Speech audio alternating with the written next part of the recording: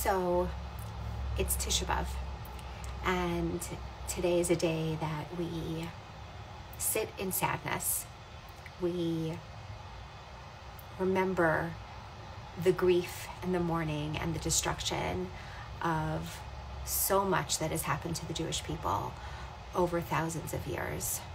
And it's not so hard for us to remember everything that happened 10 months ago as well. I think about all of the pain and sadness that all of us carry. And I also think about the resilience and the hope and the comfort.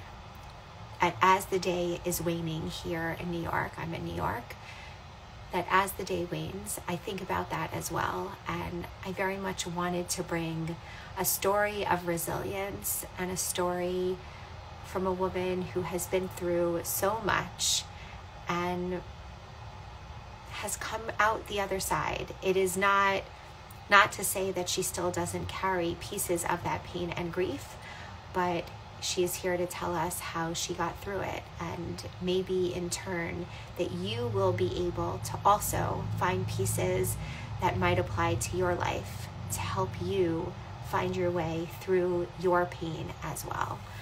So let me grab Rachel. Let's see here. If anybody has any questions, any drop them in the chat.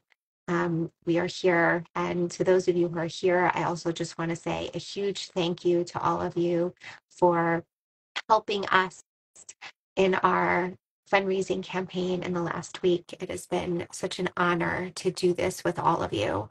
And we now have the ability to continue on for the next year. So I am grabbing her and trying to find her. Rachel, where are you? Rachel, where are you? We may end up questions, comments. Hi, I see you, but that's not you, Rachel. Rachel, where are you? Okay, I am sitting and waiting. I apologize for the delay. Might be there's a technology issue and she's having trouble. And if that's the case, oh, she's here. Okay, it says you're unable to join. Let me try again. There might be a tech issue, so we may have to shut this down and then start again. Oh no, she's here. Okay. Hey. Excellent. Okay. Switched over to phone. I think that might be better. Okay, perfect. Well, you're here, so that's the most important thing. Hey. I'm just going to correct you off the bat because it's Rachel, and since we're going to have like a close relationship in this conversation, it's totally fine. Everybody makes a mistake. But I do know that I'll just lay myself bare for everyone. You and I have spoken a lot, and I think I've said Rachel as opposed to Rachel a number of times, and I apologize. It's totally fine. I'm the worst at correcting people because I get so self-conscious about it. So that's probably what happened. All good. Okay. Rachel, now that I'm pronouncing your name correctly. Rachel, first of all, just introduce yourself to everyone. Tell people who you are. Give us like just a small introduction. And then, I told people that you're going to share your story and you're going to give us a window into how we can apply some of those pieces into our own lives. So say hello to everybody. Hey, hi everyone. I'm Rachel. I am what I like to say, a special ed teacher by day.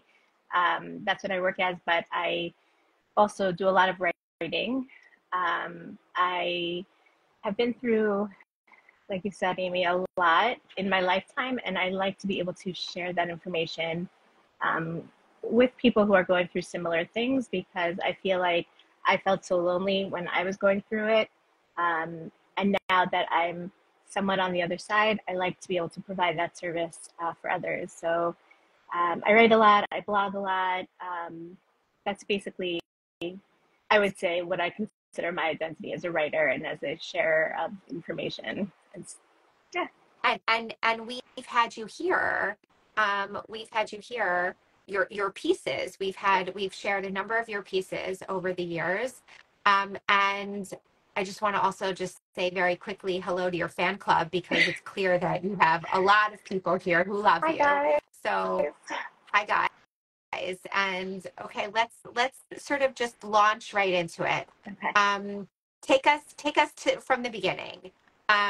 You grew up where, into what kind of family?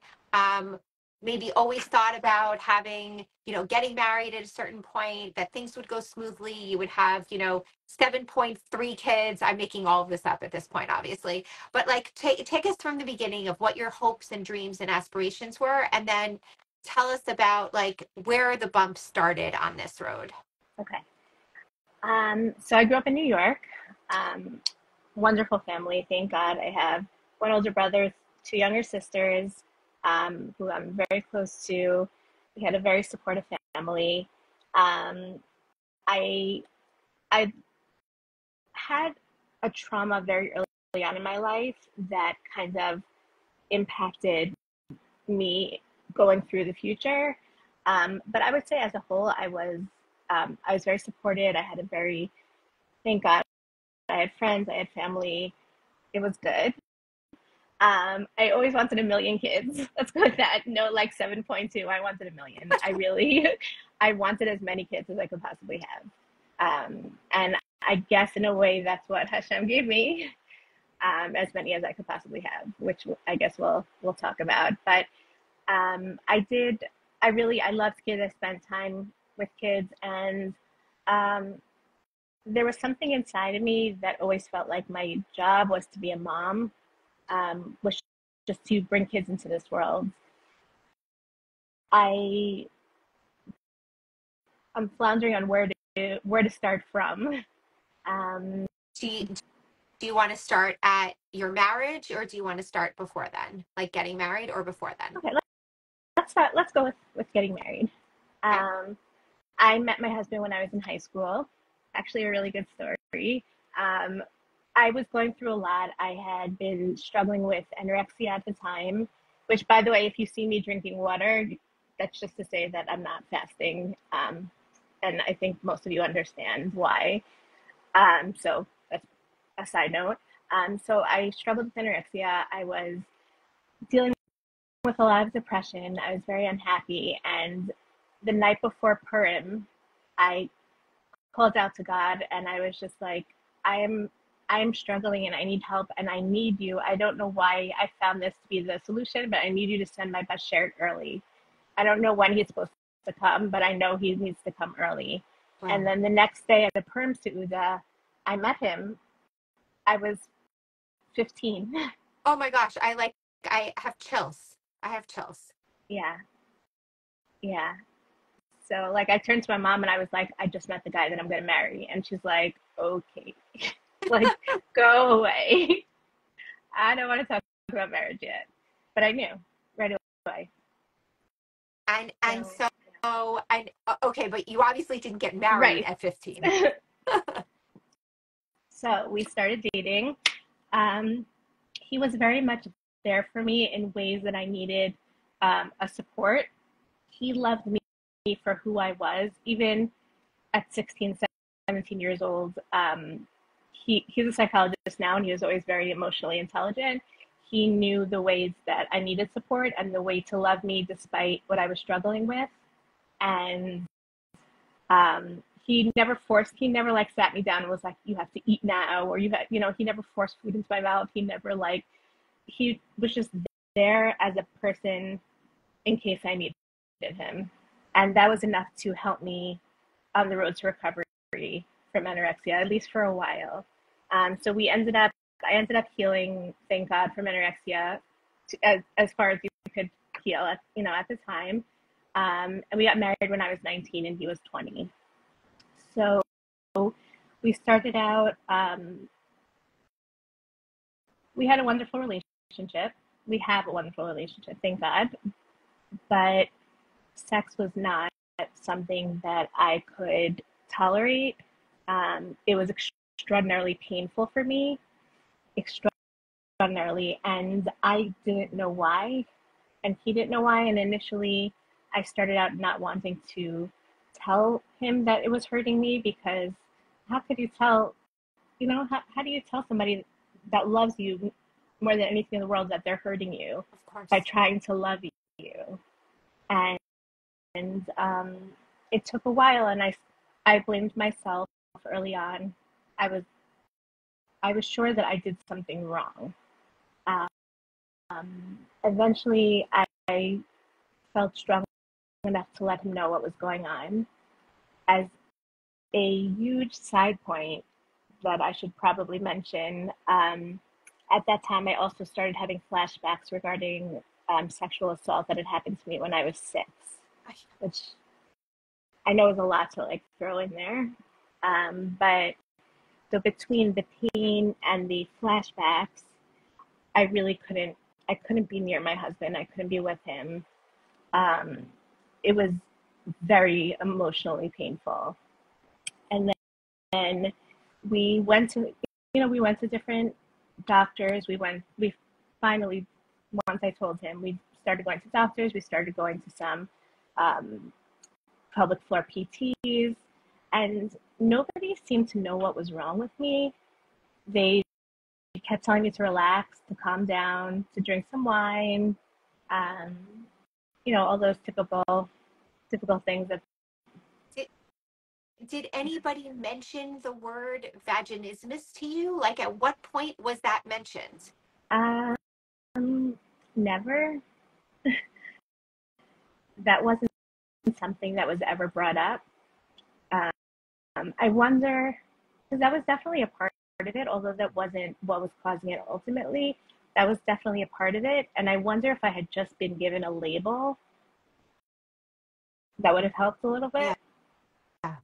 So tell us what happened. How did you work through this with you and your husband and your relationship? And I just want to remind everyone, Rachel is sharing some very deep and personal pieces about her own private life.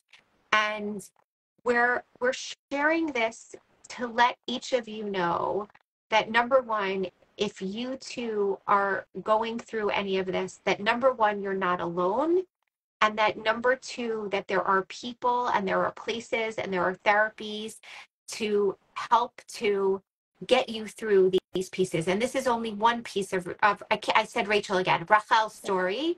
And this is only one piece of it, but we're sharing this because there are so many things that people carry that you know nothing about. You as an audience, you as a community, and that you just know that you see this amazing couple. Listen to her story, right? She met her husband when she was 15. She got married at 19, and then they weren't able to be intimate. Like, all you know is there's a couple that isn't having kids immediately. That's all you know. And so to take a step back and think, there are pieces that so many people are carrying. I apologize for interrupting you, Rachel. I just wanted to set the stage for everyone also. No, go ahead. That's exactly right. Exactly right. A lot of my friends, or just people that knew us, were like, you're so fortunate that you found your best friend so early and that you got married early. And I will forever be grateful to Hashem and recognize not the fortune, but the, I guess, privilege that I had by finding my husband so early. So that's not to say it wasn't a humongous thing, but at the same time, nobody really wanted to hear about the bad parts.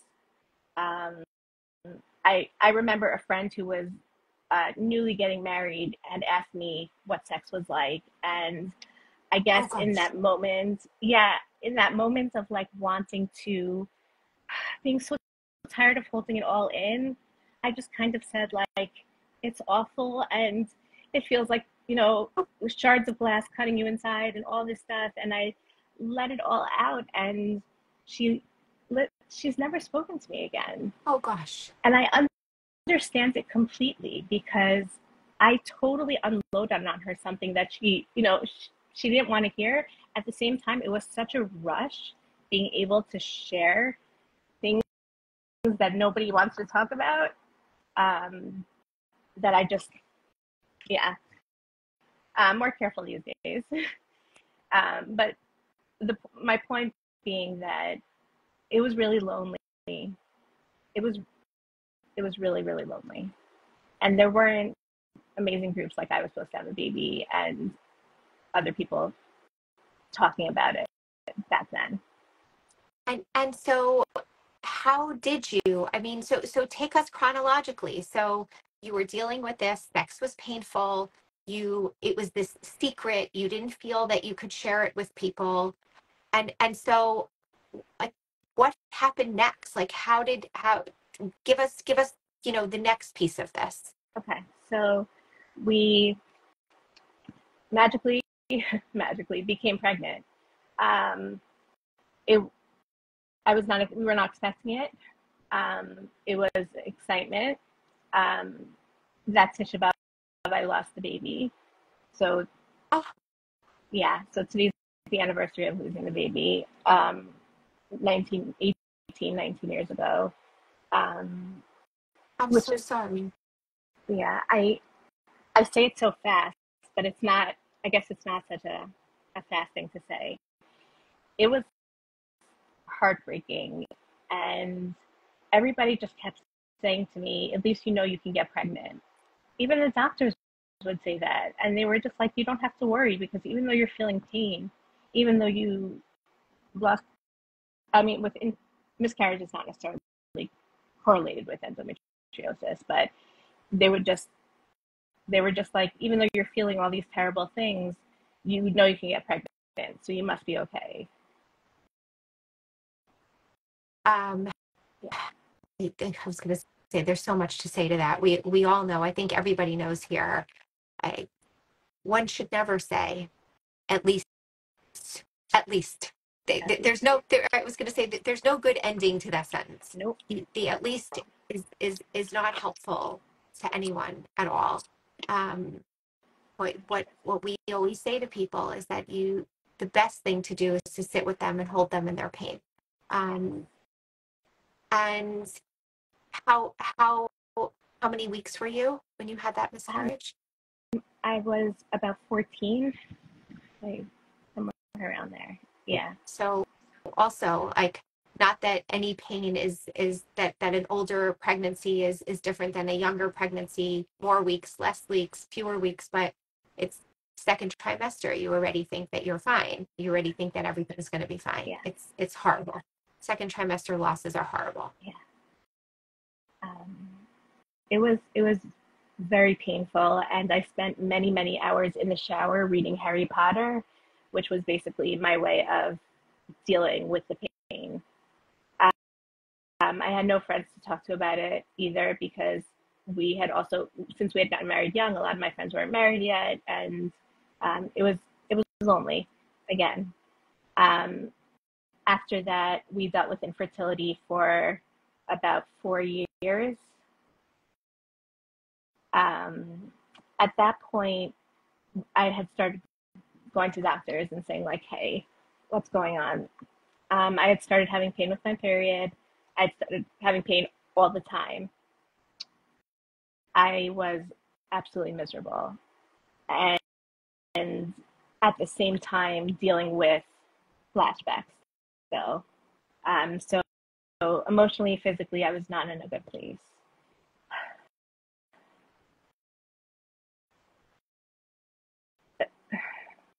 Eventually, I went to see a doctor who suggested the word endometriosis.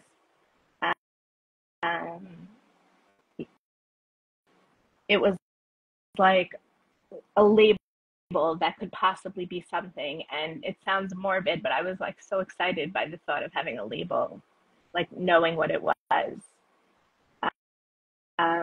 Before that happened, I, by the grace of Hashem, conceived 2 children and had them.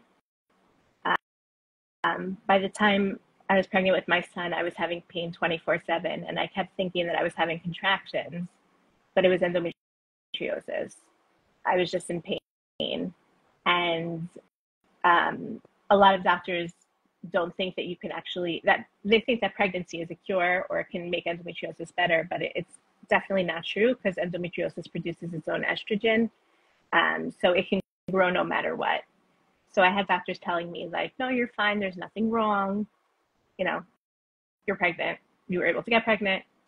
By the time my son was born, I started taking really strong narcotics, opiates, because the doctors were just throwing them at me.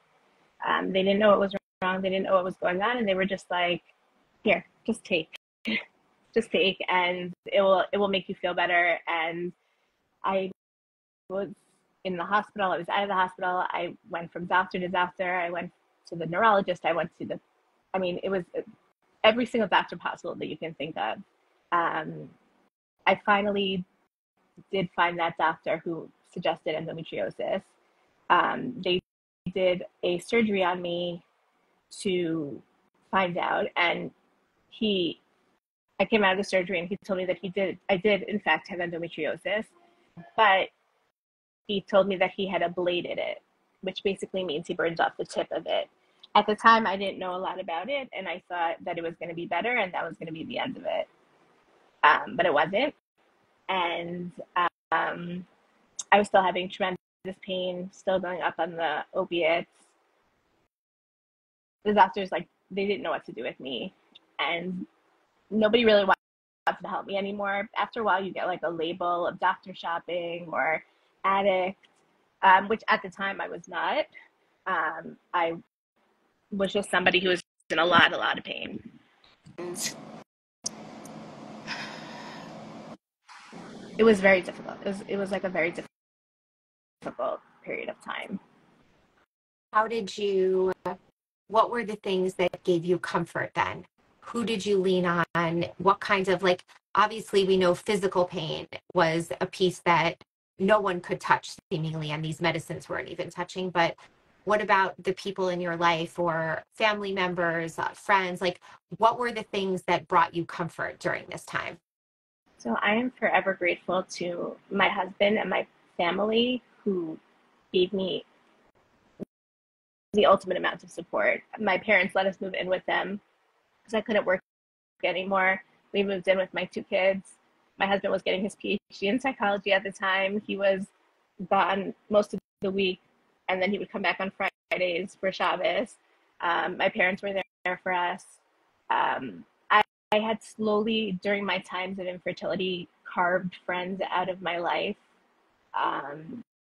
It was too painful to watch people moving on and progressing with their lives and having children and just living. And I couldn't live anymore. So I didn't have much of a friend support at the time. It was my family and my husband that really got me through it.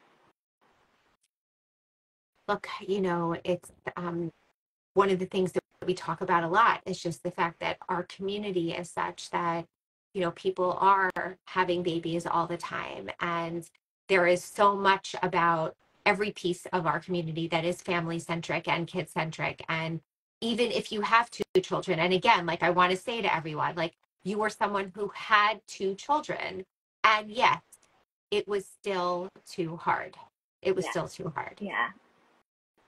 And at the time, I still thought that one day I would have potential to have more children. So it wasn't as hurtful, the children part, watching people with their children, but just seeing people live their lives even. I remember feeling, my daughter was at a friend's house baking challah one Thursday night, and I had just gotten out of the hospital, and she came home and she told me about it, and I thought what would it be like to just bake challah with my children, or bake challah myself, or make Shabbos? I couldn't imagine it. So yeah, that was a very difficult part of it. I ended up seeing other doctors. I finally found a doctor who I thought would be everything. She told me that she first did a surgery on me, which didn't help the pain. And then she told me that the best thing to do for me would be to have a hysterectomy and an oophorectomy, so to have my uterus and my ovaries taken out.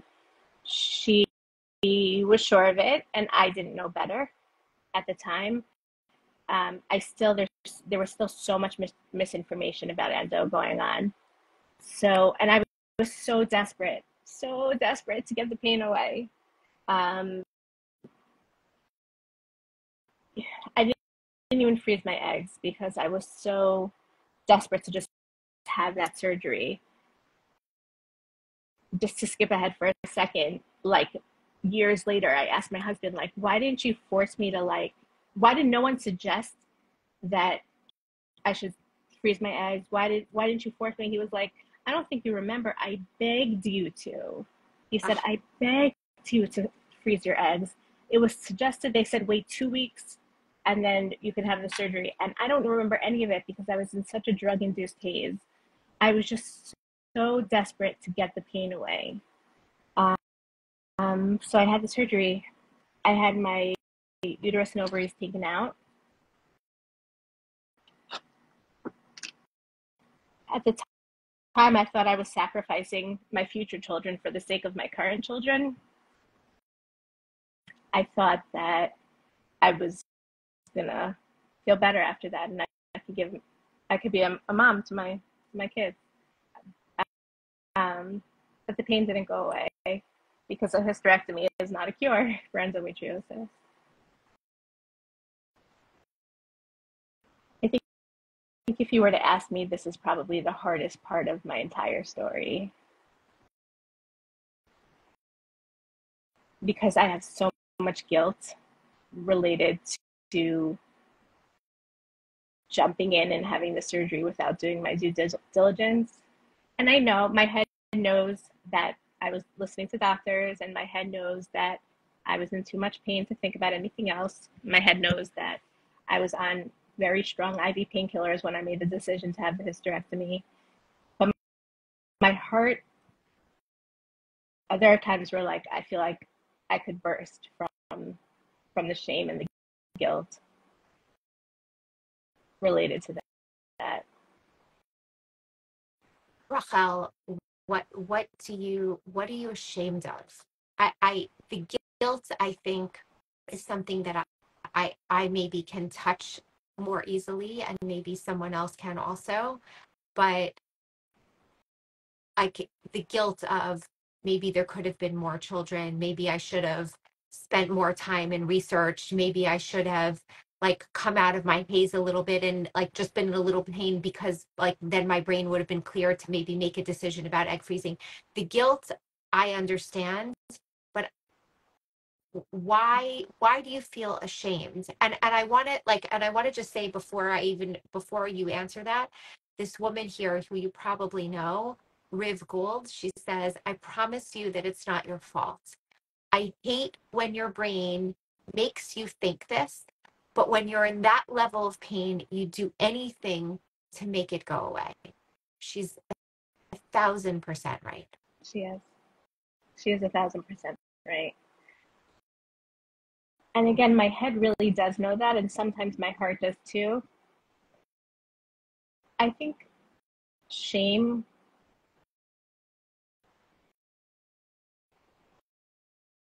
to be honest, I think that I was probably saying guilt and shame together, because you're right, shame is more like I did something wrong. And I associate shame more with keeping secrets, which I don't do anymore. So I would say I felt a lot of shame back then because I felt like I couldn't share what had happened with people. But these days I don't feel shame about it. It's more guilt. I want you to I want to hear sort of how you are now. I want to talk more about the hysterectomy and the aftermath, but let me ask you one question before then. What made you decide to start talking, to open up? Was there a specific event? Was there something that happened? Because even at this point in your story, you're saying you still were not talking to people. Yeah. I had a small community online of women who had been going through it. a little bit of endometriosis, just pain as a whole, infertility, but in the community at large, in the frum community, in the religious community, that I couldn't share.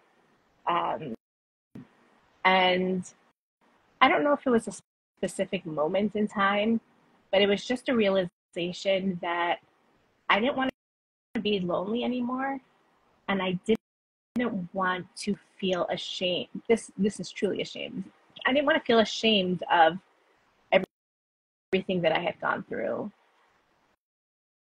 There's a taboo talking about women's bodies, women's health as a whole. There's certain stigmas involved in discussing periods or sex or things like that. And when I started sharing my story just around in the community with people, maybe a couple of my mother's friends who knew that I had been struggling, I got a lot of, aren't you like embarrassed that you're sharing this story? Like, aren't you ashamed that you're talking about this in public? And the more people said that to me, the more I was like, no, this is exactly the reason why I need to talk about it. This is why I need to write. This is why I need to share. This is why I need to stand on top of a mountain and just like yell it to the world, because there are so many other women out there who are dealing with the same thing that I am, who are struggling in the same way, and it would change their lives if somebody just said to them like, hey, I understand. I've dealt with it too. I've been through that. I've been through something similar.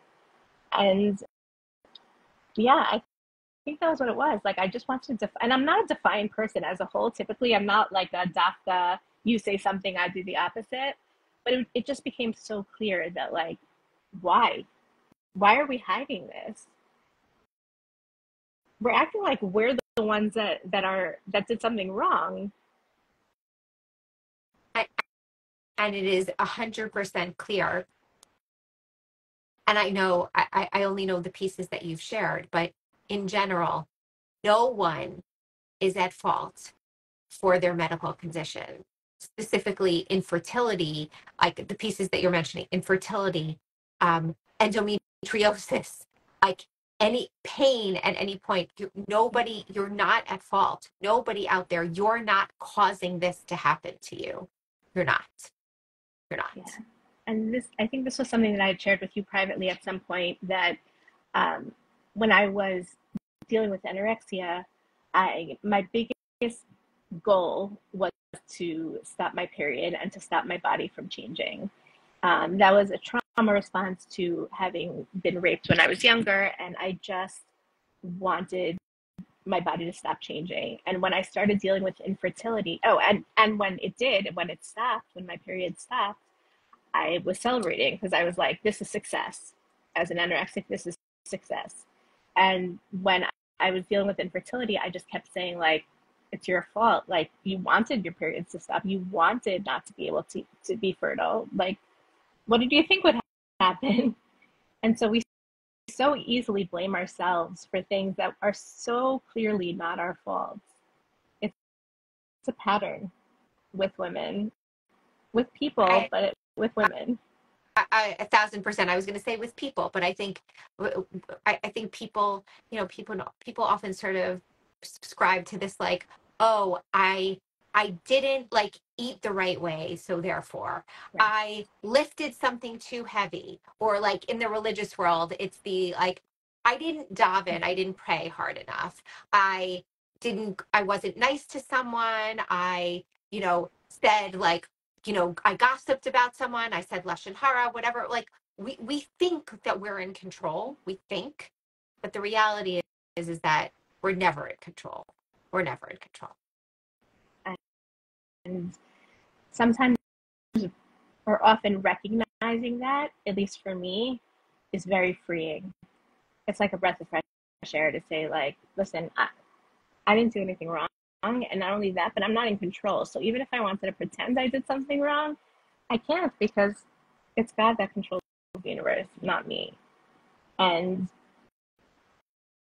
for me, that's something that's given me comfort. Okay, so bring us back now into the story. And so you were in this haze of horrific pain. You had the hysterectomy. Then what?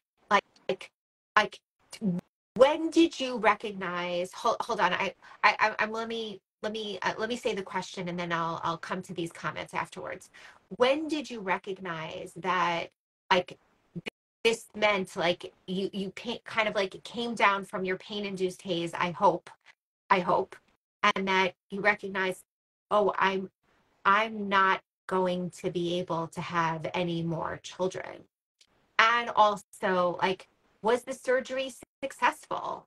Do you did you have pain afterwards? Like, tell us sort of the post hysterectomy story. Okay. So surgery was not successful. I had pain almost right after. It was at that point where I said to myself, like, I'm done. Like, I don't want to live anymore if I'm going to be in pain for the rest of my life.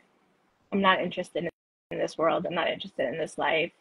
Thank God my husband had the, the awareness to put me in a psychiatric facility for, it was not a long period of time, but it was enough time for me to come back to myself a little bit, to feel like I wanted to live again, even though the thought of living with pain for the rest of my life was, it, I don't even have a word for it. I started advocating for myself. This whole time it felt like I had allowed everything to happen to me, and I decided that I was going to do my own research and I was going to take matters into my own hands. And I know it sounds a little like, I don't know, cliche or perfect, like suddenly everything turns and I'm like, I'm taking matters into my own hands, but it kind of was like that. Like, I was just like, I'm so tired of life happening to me. And I started doing research. I found a Facebook group that has accurate information about endometriosis. They have a list of doctors all over the world who are endometriosis specialists. And I found one in Atlanta. From my community, I think, somewhere around $20,000 Wow. for my community. Wow. Which was unbelievable. And I went to Atlanta and I had the surgery. And this doctor told me, first off, he told me that there was no reason for the hysterectomy and the oophorectomy. Like, I should not have had it. It was not necessary. And not only that, but like, it's detrimental in the long run. And I've had health issues since then because of it. But then he also told me that he was going to make things better. And right before my surgery, he sat with me and he took my hand and he asked me if he could pray with me. Oh my gosh. Wasn't a Jewish man. He was a very religious man, not a Jewish man. And he prayed to God that he would guide his hands. This huge surgeon, this like man who had saved thousands of women's lives, he prayed to God that he would guide his hands, he would guide his eyes, and that he could do the surgery in the best way possible for me. He told me it would take 6 weeks to feel better. And I promise you that on the 6-week mark, my pain went away. Oh. It disappeared. It was gone. I knew already from the surgery that I had started to feel better, but 6 weeks later, I started feeling like a person again.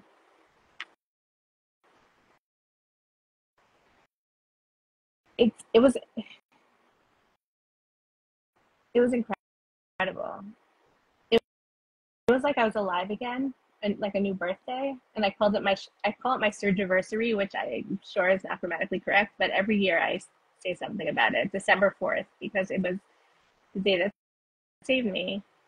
And then it was about learning how to live again. Learning how to live without a uterus and ovaries, learning how to live without pain, learning how to live without opiates, learning to be a person again. And also learning how to live with the consequences of your choices, like from way back when, in terms of the hysterectomy and the oophorectomy. Exactly. And so what does that look like for you then? Now, first of all, how many years ago was that surgery with your doctor in Atlanta? It was in 2014, so 10 years ago. And so in that time, what how have you taken that piece of your life and now built anew and try to sort of put the past behind you and try to build and move forward?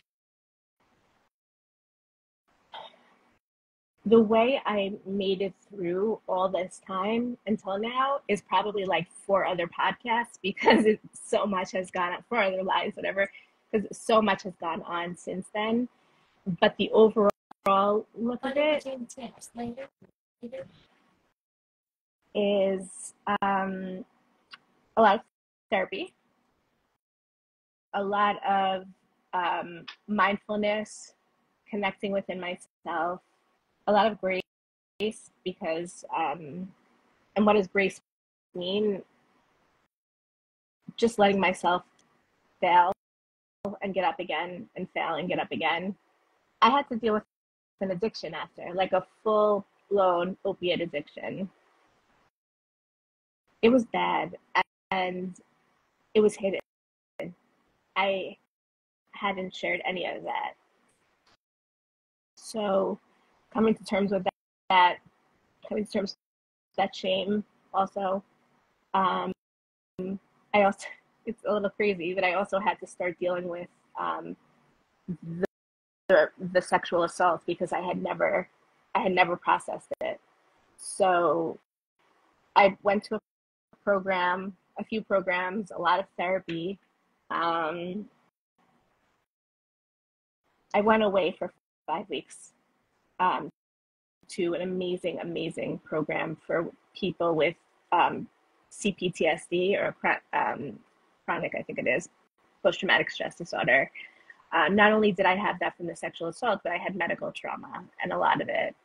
I think there is when I learned what has gotten me through until now, which is learning about being comfortable with being uncomfortable and letting myself feel my feelings. There was so long where I was completely numb, whether it was because I was feeling physical pain, whether it was from the opiates, or just dissociation completely. But for so long, I hadn't felt my emotions at all. And I was, even after the surgery, like I was non-functional for a good long time. I sat in front of the TV for hours on end. I couldn't deal with all the emotions. And being at this place and learning that it was okay to feel these feelings, I could still live despite these painful emotions. I think that's what really helped me make it through and get to the point now where I feel like I can share my story, all of my story, without feeling any shame from it, without feeling like any of it needs to be hidden, without feeling like it was my fault. Like I said, a lot of times my heart, it gets to me, and it can make me feel pretty awful about certain decisions that I made or certain things that I've done. But overall, where I am is in a place where I recognize that not only did I not do anything wrong, but now I'm doing so much right. All the sharing that I'm doing, all the writing that I do, the blogging, this being on podcasts and sharing my story, it's everything for so many people. Like I cannot tell you what people write to me about their stories, and the way I'm able to guide them in the right direction, the way I can send people to certain rehabs, or I could send them to different doctors for endometriosis, because I advocate for women with endo. I would do it all day and all night if I could. Like, that is my goal in life. So just being able to do all that now, it feels, every day that I'm able to do that feels like, in a way, it was worth it, which is a crazy thought to me. And I don't think I've ever said that before. I would never wish on my worst enemy, but now that I've gone through it, I want to say that, let's just say that I'm happy that I could share and bring a little bit of peace to other people. You know, I sometimes people say to me, "Oh, well, you know, you have this great organization now and you're helping so many people and, you know, that's the reason why you had to have all of those miscarriages and deal with, you know, infertility." And I actually don't really like that response very much. Um, I don't believe that things happen for a reason. And I also don't believe that things that people get these things in their lives and then that's supposed to be the thing that's supposed to make them grow and then do things for others. Like, because you and I both know that there are so many people out there that are carrying very awful things and horrific amounts of pain. And not everyone comes out the other side, whatever the other side means. And also, like, just in hearing your story, if someone would have come to you, you know, 15 years ago, you were still very much immersed in all of this, as opposed to 10 years ago and 8 years ago and now.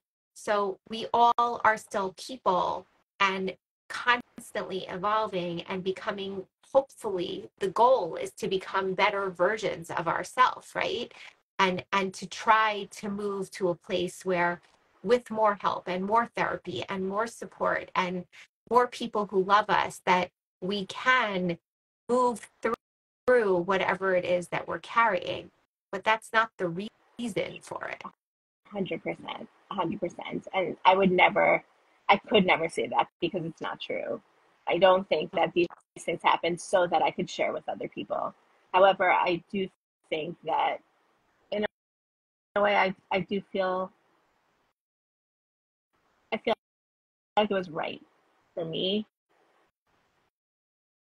that this outcome of me being able to share has happened because I had those things. I guess that's a better way to put it. Um, because I don't believe that. And I also don't think it ends up being right for everybody. I don't think most people are able to say, like, wow, I'm glad that happened. Am I glad it happened? No. Do I feel like good has come out of it? 1,000,000%. I want to just read a couple of people in their comments, a couple of comments here. Thank you so much for sharing so openly. You are one truly incredible, inspiring lady. Your words really mean a lot to me. They move me and help me feel less alone. Thank you. Hold on, more here. You are so brave and inspiring. Thank you for sharing your story. Another woman, no words. What an incredible story and signs of hope for better times ahead. I think, you know, and many people saying, love you, proud to be your friend.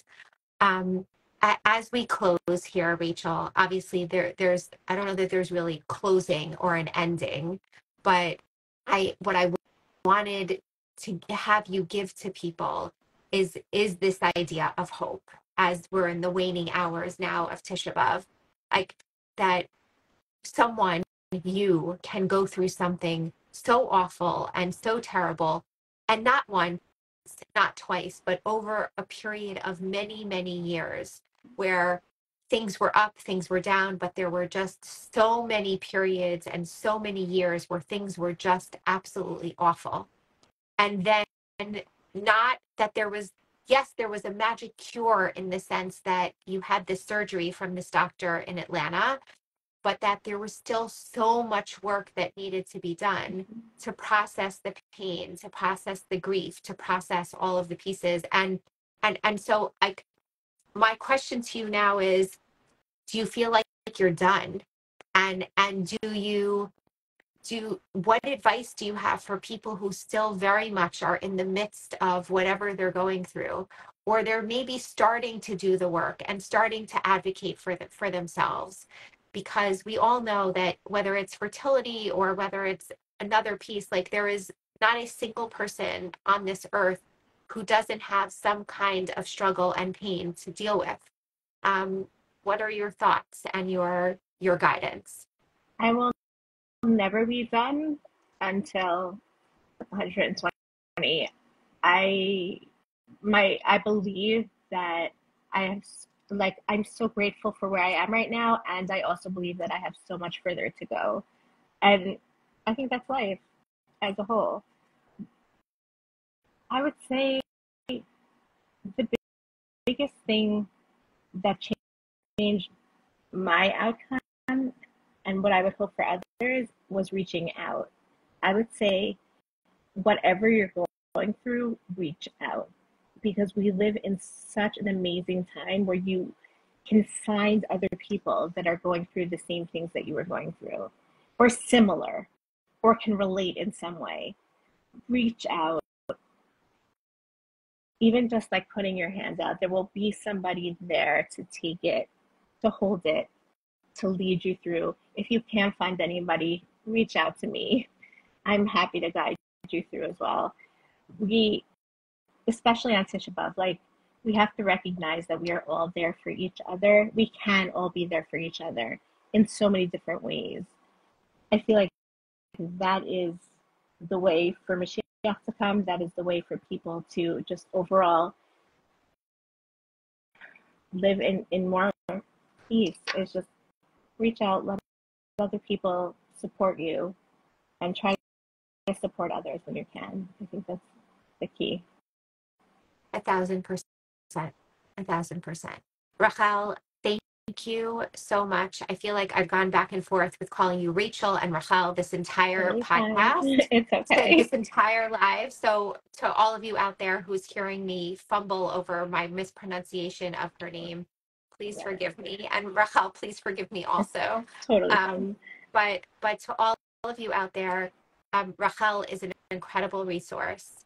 If you are dealing with any of this, she is always happy to speak to any of you.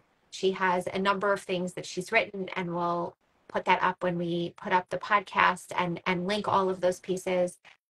Rachel, tell people how to find you. So I have a blog. Well, okay, you can find me on Instagram under Rachel_Daar_Cohen. I have a blog which is called, it's a Wix blog, so like it has a whole long complicated name, but basically if you look up Midnight Musings and look up Rachel Daar Cohen, Daar, you'll find me. My blog talks about so many things that people are dealing with, that people struggle with. And if you need anything else, any other resources, you can email me, endofromtheheart.com, at gmail.com. Yeah, we will also put all these links in the podcast when it gets recorded, when it gets uploaded. For all of you out there, this is being recorded. Assuming that the technology works for with Instagram here, it is being recorded. It will live on my page on the I was supposed to have a baby page, and will also live on Rachel's page afterwards, and then we will put it up to the Talking Away the Taboo podcast within another week or two. Rachel, thank you so much for everything. Thank you for being vulnerable and open and sharing deep pieces of your story. Look, we all know, right, that we can only help other people if we share, and we can make people less alone when we share. And so you've done an absolutely incredible job here today. Thank you for having me and just giving me the honor to talk to others and be specifically on your live. Everybody, you should just have a meaningful day. It should be one that's filled with peace and hope and resilience and, God willing, happiness. And we should all be able to just have no more pain ever again very soon. Right. Good night, everybody.